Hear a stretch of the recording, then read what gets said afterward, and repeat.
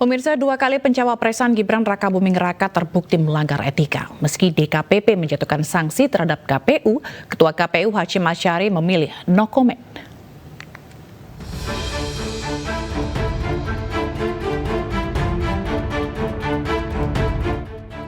Pencawapresan Gibran Rakabuming Raka lagi-lagi terbukti melanggar etika. Setelah Majelis Kehormatan Mahkamah Konstitusi menyatakan putusan MK melanggar etik berat, kini Dewan Kehormatan Penyelenggara Pemilu memutus Ketua KPU Hashim Asyari juga terbukti langgar etika karena memuluskan Gibran mendaftarkan diri sebagai cawapres. Hashim Asyari dijatuhi sanksi peringatan keras terakhir, sementara 6 komisioner KPU, Agus Melas, Idam Holik, Yulianto Sudrajat, Muhammad Afifuddin, Persadan Harahap, dan Betty Epsilon dijatuhi sanksi peringatan keras. Para pelapor menilai KPU seharusnya mengubah PKPU terlebih dahulu terkait syarat usia capres-cawapres usai keluarnya putusan MK. Membuktikan bahwa secara kode etik terjadi pelanggaran. Berkali-kali terbukti tabrak etika. Ketua KPU Hashim Asyari dan Gibran Rakabuming Raka kompak, no comment, dan irit bicara.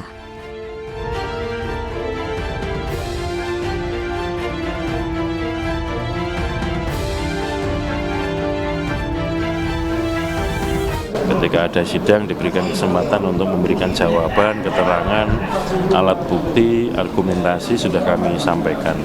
Dan setelah itu kan kewenangan penuh dari majelis DKPP untuk memutuskan ya apapun itu. Sehingga dalam posisi itu saya tidak akan mengomentari putusan DKPP. Sekretaris Jenderal PDI Perjuangan Hasto Kristianto menilai putusan DKPP membuktikan bahwa kekuatan moral diperkuat dengan adanya kekuatan hukum.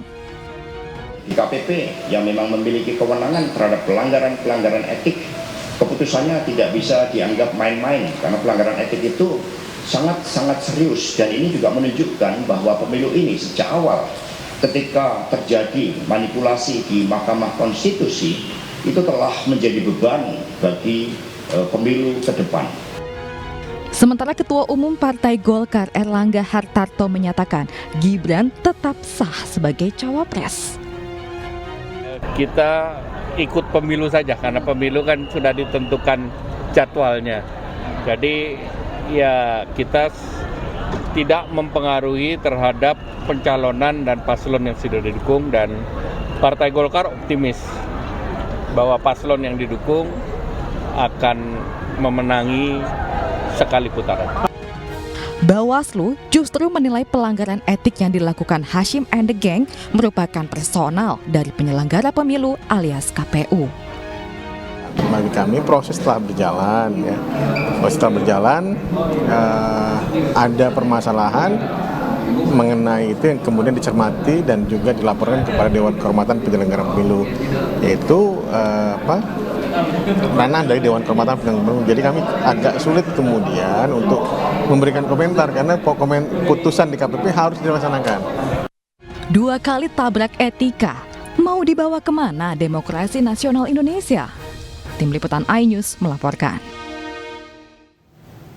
Cawapres nomor urut 3 Mahfud MD menanggapi putusan DKPP yang memutuskan seluruh anggota KPU melanggar etik. Menurut Mahfud, Ketua KPU telah berkali-kali melakukan pelanggaran.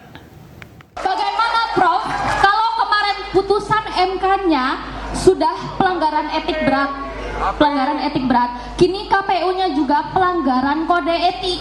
Lalu status Mas Gibran ini seperti apa? Abrak, bro!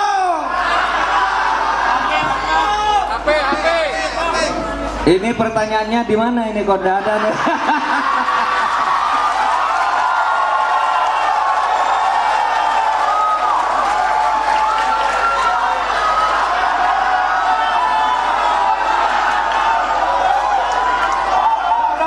Oke, saya jawab.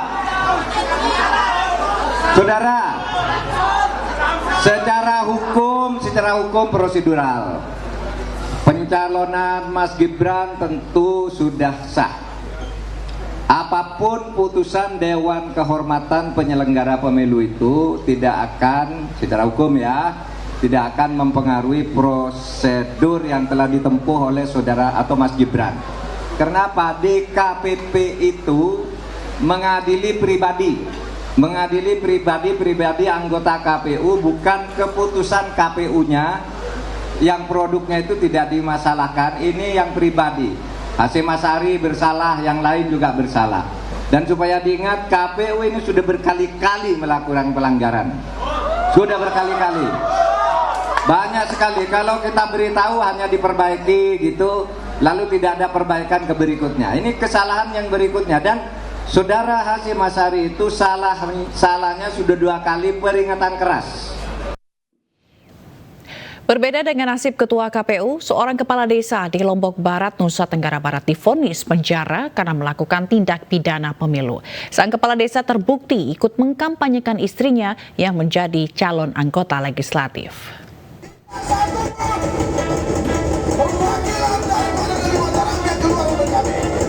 Massa dari Asosiasi Kepala Desa atau AKAD berunjuk rasa di depan Pengadilan Negeri Mataram, Nusa Tenggara Barat. Massa menuntut agar Kepala Desa Langko, Kecamatan Lingsar, Lombok Barat, Mawardi, dibebaskan dari jerat hukum. Sementara itu, Majelis Hakim Pengadilan Negeri Mataram menjatuhkan vonis 3 bulan penjara dan denda Rp1 juta kepada Mawardi. Mawardi dinilai terbukti melakukan tindak pidana pemilu, yaitu ikut mengkampanyekan istrinya yang menjadi calon anggota legislatif. Mawardi mengkampanyekan istrinya melalui media sosial dan sejumlah grup di aplikasi percakapan. Massa pembela Mawardi lantas membandingkan kasus ini dengan sejumlah pejabat pusat yang dinilai melakukan pelanggaran pemilu namun tidak ditindak.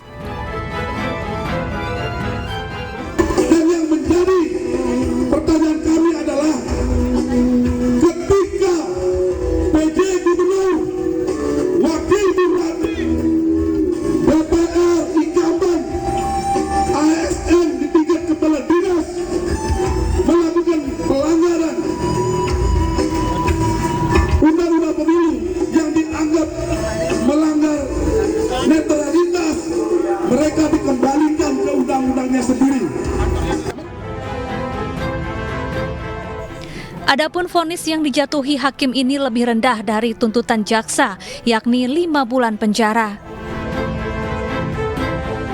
Dari Mataram, Nusa Tenggara Barat, Hari Kasidi, iNews melaporkan.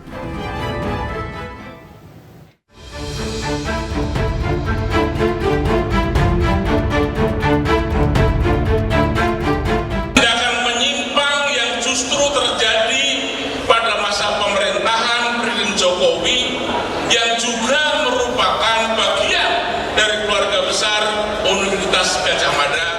Negeri kami nampak kehilangan kemudi akibat kecurangan dalam perebutan kuasa.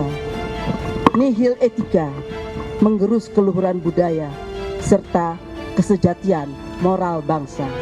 Suara dibungkam, kritik dilarang tanpa alasan, dituduh subversif dan mengganggu keamanan. Maka hanya ada satu kata, lawan! Kelompok alumni, mahasiswa, dan dosen Sivitas Akademika Universitas Pembangunan Nasional Veteran Jakarta menyatakan sikap terkait situasi kebangsaan jelang pemilu 2024. Pernyataan sikap itu disampaikan dalam deklarasi seruan bela negara. Sivitas Akademika UPN Veteran Jakarta mengeluarkan seruan bela negara yang tertuju kepada pemerintah dengan menyikapi kondisi politik di Indonesia jelang pemilu 2024. Ada 4 poin yang diserukan UPN Veteran Jakarta. Pertama, menuntut penyelenggara negara dan seluruh komponen bangsa konsisten menjalankan etika kehidupan berbangsa. Kedua, mendukung penegakan hukum yang adil dan partisipatif dalam pelaksanaan pelaksanaan dan pengawasan pemilu. Ketiga, mendorong dan mendukung perjuangan masyarakat menjaga sendi-sendi demokrasi.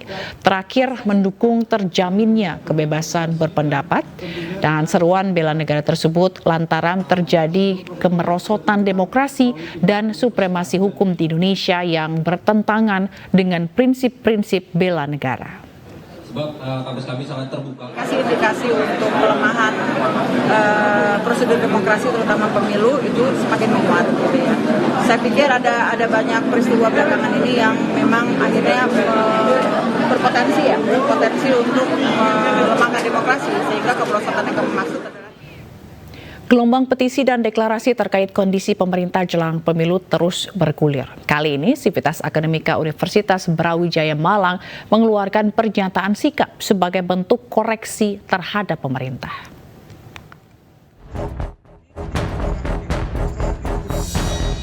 Guru besar, profesor dan mahasiswa Universitas Brawijaya Malang berkumpul di halaman gedung rektorat. Para akademisi ini membacakan pernyataan sikap terhadap kondisi pemerintah yang dinilai sedang tidak baik-baik saja, terlebih menjelang pemilu. Ada 8 poin pernyataan sikap yang disampaikan dalam momen ini, diantaranya himbauan terhadap pemerintah pusat, daerah, dan TNI Polri untuk bersikap netral dalam pemilu, serta meminta aparatur penegak hukum tidak dijadikan sebagai instrumen politik. Menghimbau pemerintah, DPR, MK, dan aparat penegak hukum untuk tidak menjadikan hukum sebagai instrumen politik sehingga hukum alpa dari nilai-nilai normal dan etika. Menghimbau pemerintah pusat, pemerintah provinsi, kota, kabupaten, kecamatan, dan desa agar tetap menjaga etika berdemokrasi, netralitas, dan menjaga suasana agar pemilu tahun 2024 berjalan luber dan jurdil. Pernyataan sikap ini dilakukan sebagai wujud keprihatinan kondisi Indonesia, khususnya penegakan hukum yang dinilai melemahkan etika, tata kelola, dan kepemimpinan bangsa. Dari Malang, Jawa Timur, Denny Irwansyah, iNews melaporkan. Seruan perlawanan kian masif disuarakan berbagai kampus di tanah air. Mereka meminta semua pihak menjaga pemilu agar berjalan sesuai koridor demokrasi, moral, dan etika.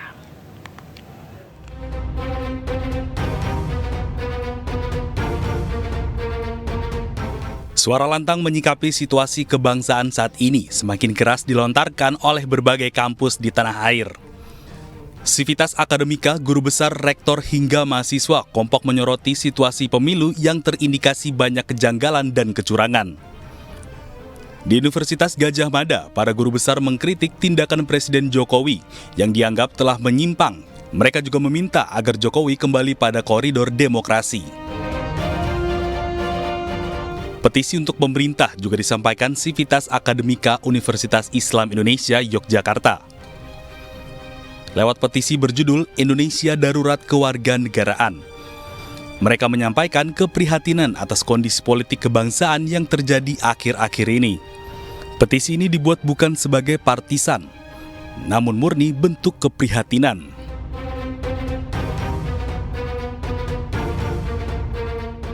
Gelombang perlawanan juga disuarakan oleh Universitas Indonesia. Suara lantang mereka menyoroti soal demokrasi yang penuh intimidasi, terutama jelang pemilu 2024. Salah satu poin yang disampaikan adalah mengimbau semua pihak mengawal dan mengawasi proses pemungutan dan perhitungan suara pemilu 2024.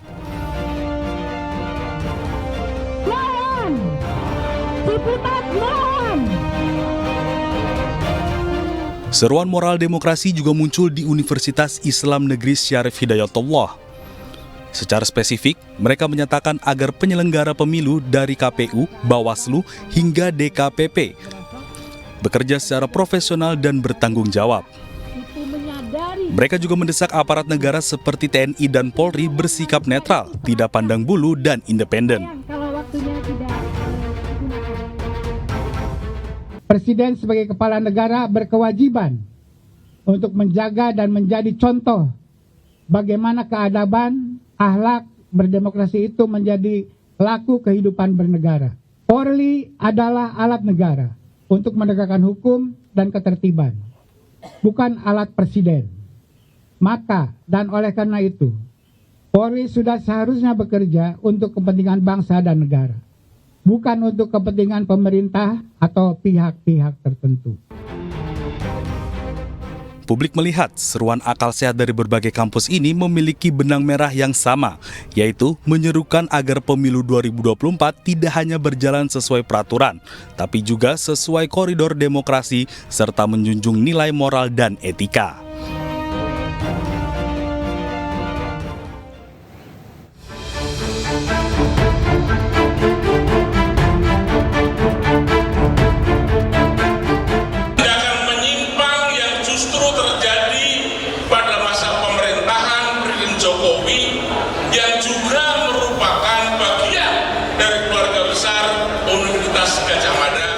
Negeri kami nampak kehilangan kemudi akibat kecurangan dalam perebutan kuasa. Nihil etika, menggerus keluhuran budaya, serta kesejatian moral bangsa. Suara dibungkam, kritik dilarang tanpa alasan, dituduh subversif dan mengganggu keamanan. Maka hanya ada satu kata: